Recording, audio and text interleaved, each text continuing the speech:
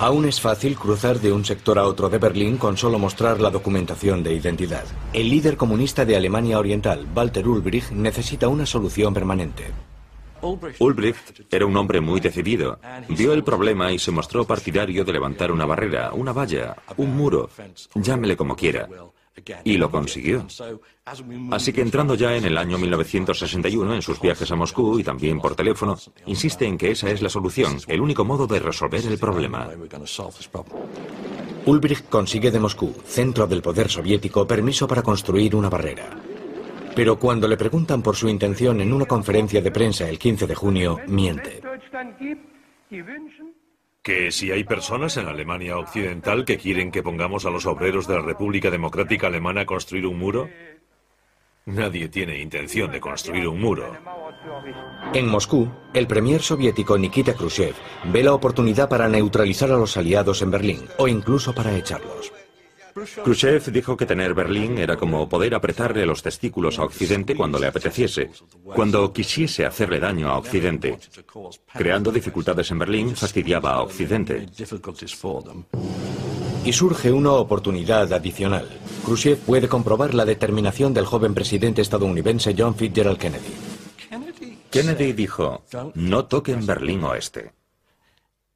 Y lo que interpreta a Khrushchev, y por supuesto Ulbricht, su camarada germano oriental, es que mientras no violen los derechos que los aliados tienen entonces en Berlín Oeste, estos no harán nada.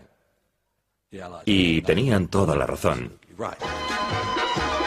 A principios de agosto de 1961, Berlín Oeste está ocupado con la celebración de su Festival de Cine Internacional, totalmente ajeno al desastre que se avecina.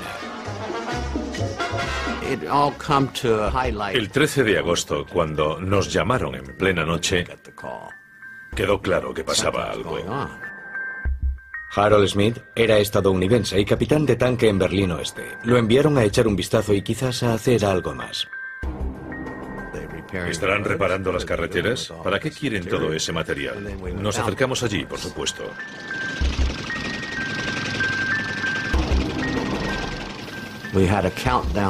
La cuenta atrás estaba en marcha y teníamos orden de derribar aquel muro con los tanques. Pero un minuto antes de hacerlo sonó el teléfono. Era el presidente Kennedy. Le dijo al representante del Departamento de Estado, no toquen ese muro. Todo lo que los aliados pueden hacer es observar. Uno de los soldados del lado oriental es Wolfgang Engels. Nos desplegaron en Berlín el 13 de agosto por la mañana temprano. Nos llevaron a Berlín en camión. Como batallón de pioneros, nos encargaron colocar obstáculos para cerrar las calles. 77 cruces este-oeste quedan cerrados dentro de la ciudad. El 13 de agosto empezaron a poner alambradas de espino, con mucho cuidado de mantenerlas siempre dentro de Berlín Este. Nunca hubo incursiones en Berlín Oeste. Ese día, Alemania Oriental cierra Berlín Oeste al mundo exterior. Quedaría aislado durante los siguientes 28 años. Casi ninguno de los soldados de nuestra parte creyó que la frontera pudiese cerrarse por completo. Pronto, un muro provisional de 156 kilómetros rodea Berlín Oeste y a sus más de 2 millones de ciudadanos.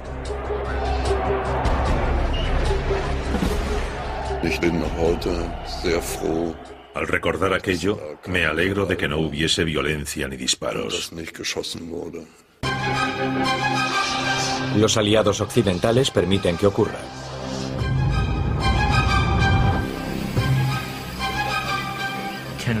Kennedy tomó la decisión de que protestarían, que se opondrían, pero no declararían la guerra.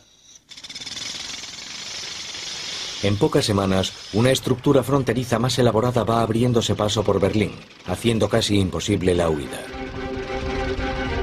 Torres de vigilancia, un muro de casi 2 metros de altura coronado con alambre de espino, obstáculos de hormigón para detener a los vehículos. una valla trasera. Y entre ambos, una franja fronteriza, un área despejada para disparar. Después empieza la guerra propagandística. Compatriotas alemanes que vestéis el uniforme de la Policía Popular, estáis aquí día y noche guardando las barreras de ladrillo. No sois estúpidos, sabéis desde hace mucho que las medidas de UE dañan a la paz mundial. Miles de amigos y familias quedan separados. Los berlineses están desesperados. Pero en Estados Unidos están menos preocupados. A Kennedy no le disgustaba que hiciesen el muro. Aquello diluyó a la crisis. Kennedy dijo, salvamos Berlín Oeste. Por tanto, para ellos lo importante no era que las dos partes de Berlín quedasen separadas, sino que los aliados se habían mantenido firmes. Habían evitado consecuencias mayores. El 15 de agosto de 1961, Konrad Schumann aprovecha su oportunidad. Es el primer policía fronterizo que escapa a Berlín Oeste. Las imágenes de su salto hacia la libertad recorren el mundo.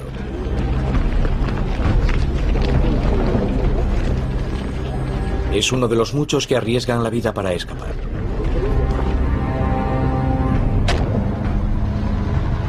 Alemania Oriental procede a sellar parques, puentes, casas, tejados y alcantarillas.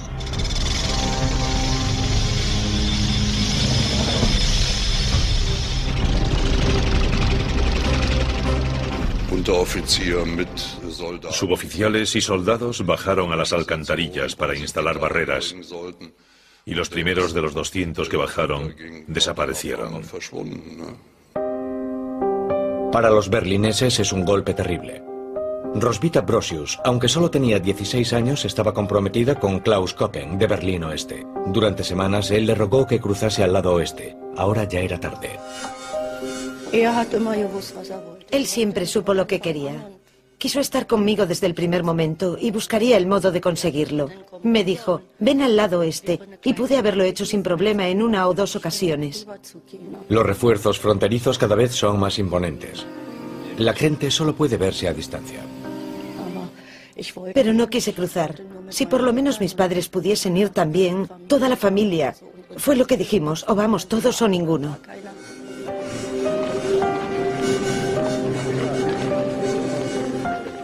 Fue una desilusión, pero nadie sabía cómo acabaría la cosa, qué iba a pasar. Nadie imaginaba que la frontera iba a ser tan enorme.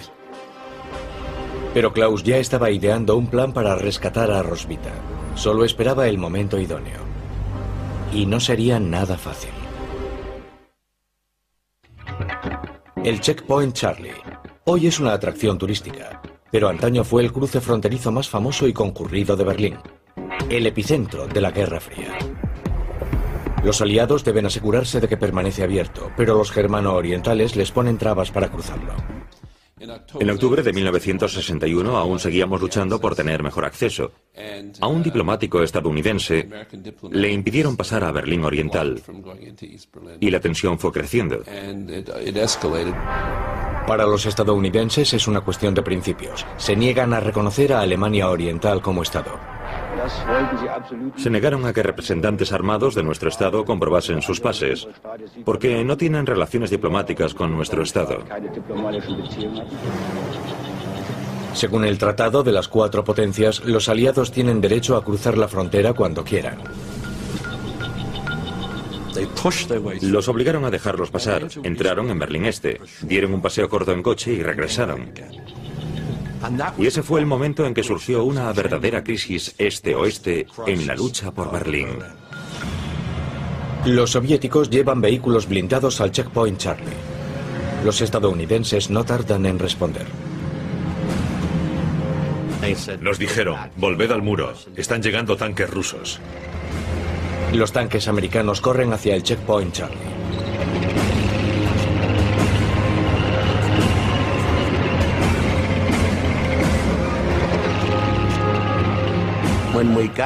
Cuando llegamos allí, yo iba en el primer tanque, así que estaba más cerca de los tanques rusos, que estaban a 250 metros. Demasiado cerca para apuntar con el cañón.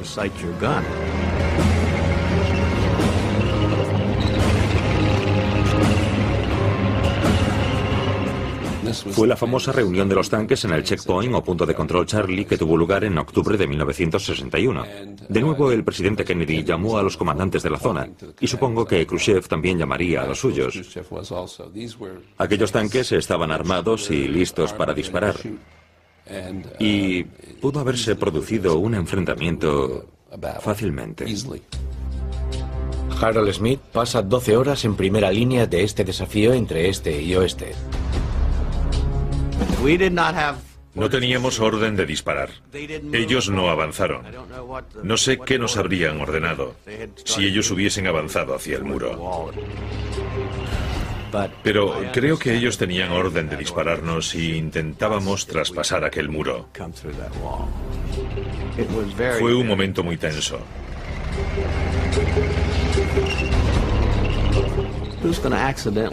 Mi mayor temor era que alguien disparase por accidente, que se le escapase un disparo. Y creo que con eso habría empezado la Tercera Guerra Mundial. Permanecen frente a frente 16 horas. Todo se solucionó discretamente en segundo plano, por supuesto. Ni Khrushchev ni Kennedy querían una guerra por este tema.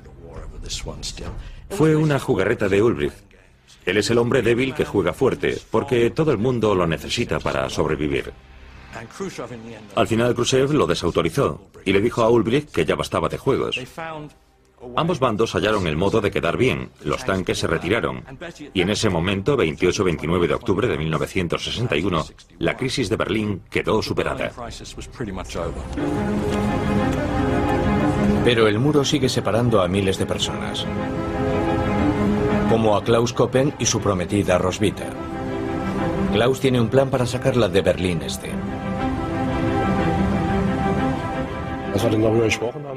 Hablamos sobre ello y al fin ella accedió a cruzar sin sus padres. Así que pensamos cómo podría hacerse. Y se nos ocurrió adaptar un Volkswagen Escarabajo. Con su pasaporte de Alemania Oeste, Klaus puede entrar en coche en Berlín Oriental. Retirando el tanque de la gasolina del coche, queda sitio para una persona.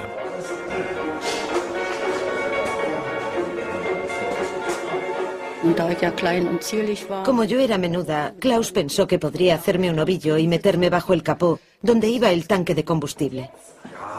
Un pequeño tanque de unos 3 litros irá encima de ella.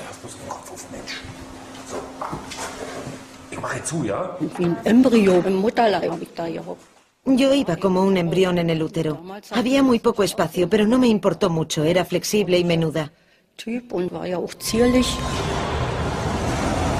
10 de febrero. El camino hacia la libertad.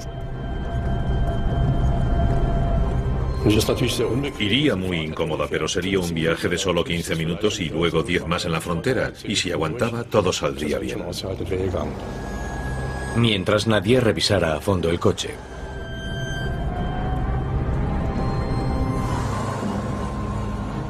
En la frontera todavía no revisaban a fondo cada vehículo. Más adelante miraban por debajo con espejos.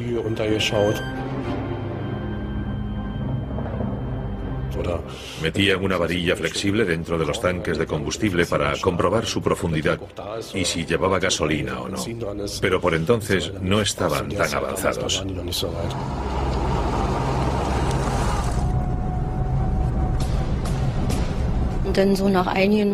Tras unos cientos de metros, de repente noté que me ardía el cuello. El manguito del combustible se había soltado, tal vez por mi postura, y la gasolina me caía por el cuello y la espalda, y me hacía mucho daño. Entonces grité, quiero salir, sácame de aquí. Me entró el pánico. Y después volvimos a casa.